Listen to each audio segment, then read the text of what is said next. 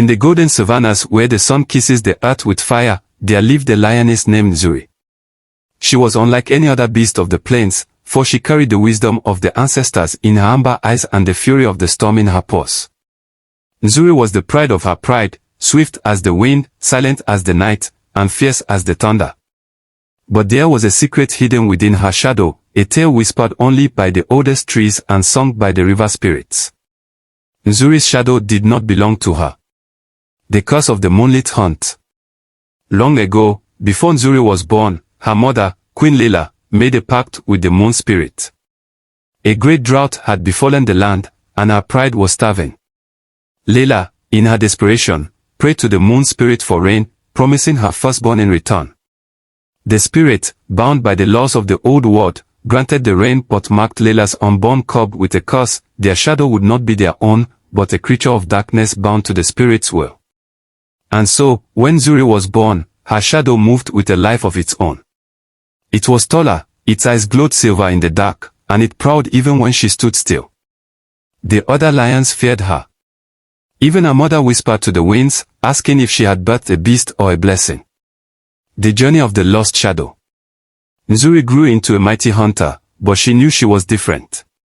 She saw how her shadow stretched unnaturally at night, how it moved without her, how it seemed to whisper secrets to the wind. Elders in the pride spoke of the curse, but no one dared challenge her, until one fateful night when the shadow revealed its true purpose. A rival lion named Jengo, hungry for the throne, challenged Nzuri to battle.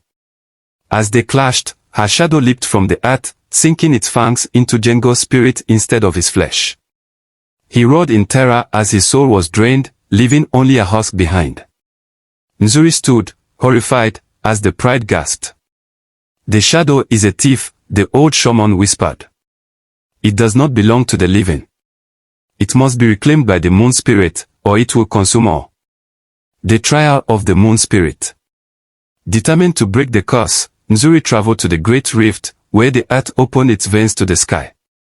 There, under the full moon, she called upon the spirit. I did not ask for this power, she roared. Take it back. The moon spirit laughed, its voice echoing through the valleys. You are what you are, daughter of the lioness. To lose the shadow, you must lose yourself. Nzuri's heart thundered. She had spent her life fearing the shadow, but what if it was not a curse? What if it was a gift? She turned to the spirit. Then I will not lose it. I will master it. The moon spirit howled, for no being had ever dared defy it. But the laws of the old world could not bind the fearless. Nzuri stepped forward and merged with her shadow, feeling its power surge through her veins. She became more than a lioness, she became a guardian of the balance, a huntress of lost souls, a legend whispered by the wind. From that night on, Nzuri was no longer feared by her pride. She was worshipped. When the moon was full, she would disappear into the night, her shadow haunting those who dared to bring harm to the land. She became the unseen protector, the spirit of vengeance, the shadow of the lioness. And so, the story lives on. When the night is darkest and the wind howls, the wise ones say, beware the shadow, for it is not always your own. The days when the earth was young and the spirit still walked among the living, the kingdom of the Golden Plains was ruled by a mighty lioness named Queen Lailah. She was a warrior and a mother, a leader whose roar sent the wildebeest thundering and whose eyes held the wisdom of the ancestors. But even the strong have moments of weakness, and it was in one such moment that Lailah made a choice that would shape the fate of her bloodline forever. A great drought had fallen upon the land, stretching beyond the patience of the elders and the strength of the hunters. Rivers had withered into dust, the grasslands cracked like the skin of an old elephant, and hunger gnawed at the bellies of her pride. Desperate, Lailah climbed to the highest hill beneath the full moon and called upon the moon spirit, keeper of secrets and shadows. "Oh, great one who watches from the sky," she roared, her voice carrying over the empty plains. "Grant me rain so that my people may live, and in return, I will give you the firstborn of my womb." The sky remained silent for a long time. Then, as if awakened by her plea, the moon spirit's voice whispered through the wind, low and ancient. "The rain will come, Queen of the Golden Plains. But your firstborn shall not walk in the light alone. Their shadow shall belong to me, and in it, I will weave the power of the night itself. Lailah hesitated, but she knew there was no choice. She bowed her head in acceptance, and that very night, the clouds rolled in, dark and heavy, pouring their blessing upon the thirsty land. Months later, under the silver glow of the full moon, her daughter was born. The pride named her Nzuri, meaning the beautiful one. But when the lions gathered to see the cub, they saw something strange. Though Nzuri lay still, her shadow twitched and moved as if alive, its eyes glowing like twin moons in the darkness. And so, the whispers began. The cub with two souls. Nzuri grew swiftly, her body sleek and powerful, her movement faster than any other cub in the pride. But there was something unnatural about her. When she stood still, her shadow prowled. When she ran, it sometimes ran the other way. At night, while the others slept, Nzuri would watch in silence as her shadow stretched and shifted, whispering secrets only the wind could hear. The elders called it a curse. The warriors feared her. Even her mother, strong as she was, kept her distance. But Nzuri did not fear herself. She learned to embrace the power in her blood. She could see in the dark when others were blind. She could move without sound, becoming one with the night. And when she fought, it was as if she had another pair of eyes, another force guiding her claws to strike where no enemy could defend. Yet, with this power came a hunger, a restlessness that she did not understand. And so, she wandered the land, seeking the truth of what she was. The rivalry of blood and shadow. As Nzuri reached her full strength, another lion rose to challenge her, Jengo, son of the strongest warrior in the pride. He had always been jealous of Nzuri's abilities, believing that only a male lion should lead the pride.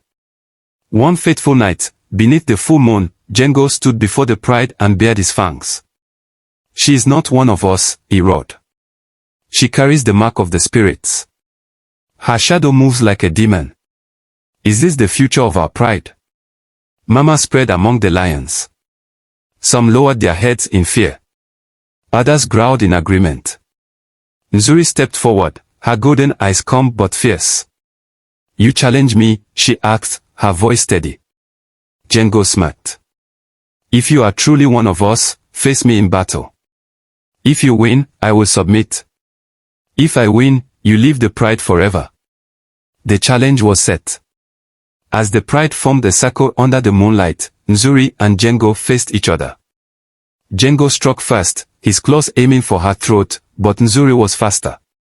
She danced around him, her shadow moving unnaturally, confusing him. Then, something happened that none had seen before. Nzuri's shadow leaped from the ground. It became a beast of pure darkness, fangs glistening, eyes like silver fire. Jengo had no time to react. The shadow lunged, sinking its teeth into Jengo, not his flesh, but his spirit. He let out a terrible roar as his strength drained, his body collapsing like a lifeless husk. Silence fell. Nzuri stared in horror as her shadow slowly crept back beneath her. Jengo's breathing was shallow. His eyes, once burning with arrogance, were now dull and empty. The pride shivered in fear. "The shadow is a thief," whispered the old shaman. "It does not belong to the living. It must be reclaimed by the moon spirit, or it will consume us all." The trial of the shadow walker. Nzuri knew she could not stay. The pride feared her now more than ever. If she did not control the shadow, it would destroy all she loved. So she set out alone, journeying to the highest cliffs where the spirit spoke to those who dared listen. For 3 nights, she called upon the moon spirit, and on the 3rd night, the sky opened. A figure of light and shadow appeared before her, its form shifting like mist. "You come seeking freedom," the moon spirit whispered. Nzuri lifted her head. "Take back what is yours. I do not wish to be a thief of souls." The spirit laughed, soft as the wind but sharp as a blade. "You cannot return what you have become, daughter of Lailah. Your shadow is no longer mine, it is yours." Nzuri's heart pounded. "Then what am I?" "You are more than lioness, more than shadow. You are the hunter of the lost, the protector of the balance. But beware, once the night claims you, you can never walk in the light again." Nzuri closed her eyes, breathing deeply. Then, with the power of the ancestors in her veins, she made her choice. She did not reject her shadow. She embraced it. And in that moment, she was reborn, not as a lioness of the pride, but as something greater. A legend. A guardian. A force unseen, felt only in the whispers of the wind and the fear of those who preyed upon the innocent. From that day forth, the savannah told a new story.